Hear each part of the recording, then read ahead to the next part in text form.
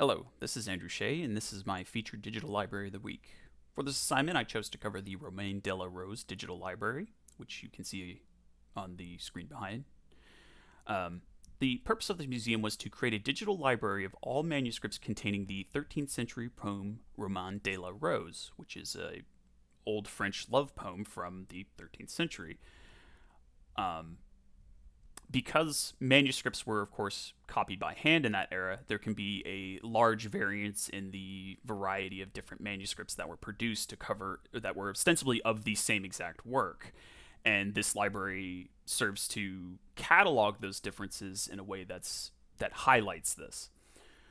The primary stakeholders are, of course, the Johns Hopkins University, which maintains the project, but also the National Library of France, from which many of these manuscripts are of historical import, considering the poem was originally in French.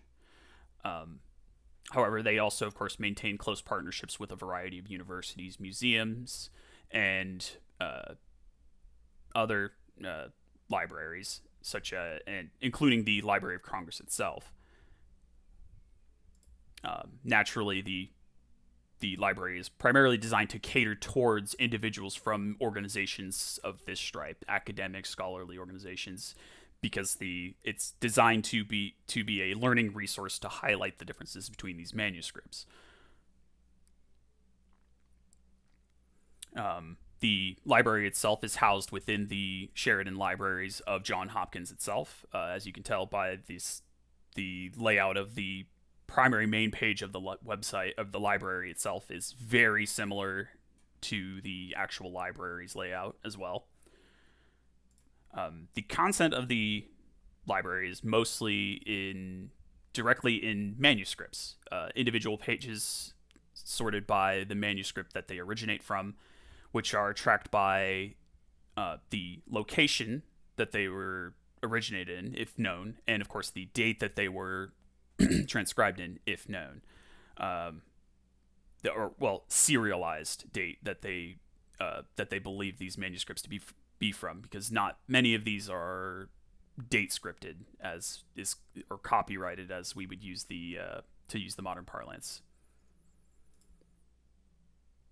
And as you can see, there are many manuscripts across this website, totaling to approximately 20,000 individual page entries that comprise it.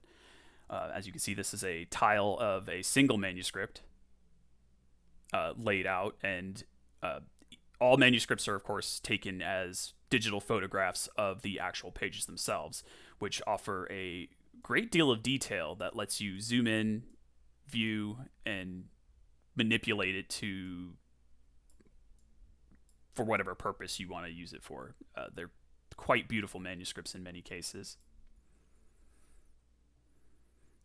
These are, of course, these are digitizations of physical objects that are held by not only the Johns Hopkins Library themselves, but of course the partners mentioned before, and many of them borrowed from both the Library of Congress and, of course, the National Library of France, where these are then digitized and returned to their owners. The website is completely freely available. There's no need to sign in or log on to any university account or anything of the site or anything of the nature. The entire website is public facing. As you can see, there are search functionalities for both the manuscripts themselves, the tilated versions of these, and the individual pages that allow you to manually switch back and forth between the documents and any annotations added by the library themselves. The interesting interest of interest to the on the technological side of things, this digital viewer is designed to preserve the file types and formats and formatting across various international standards, and is known as the International Image Interoperability Framework. And this entire gallery is built on the back of it. As far as quality of service or its use for its stated purpose of being used as a learning tool, it's actually quite simple to open multiple manuscripts in the viewer so that you can see two copies of the same exact manuscript side by side and how they differ. As you can see here, you can note that there's much less detail on the later manuscript here than there was on this much older one, including just although you can tell that the pictures and things like that are of the same themes, and of course the text is formatted a little differently, even though this is ostensibly the same poem.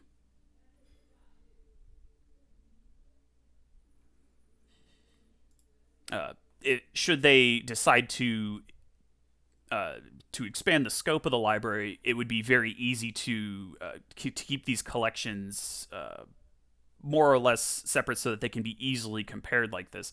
And in fact, they do include some other manuscripts from the Christine de Pizan digital scriptorum as well, which is a separate side project that they also host at behest of the international or the Library of France or the National Library of France.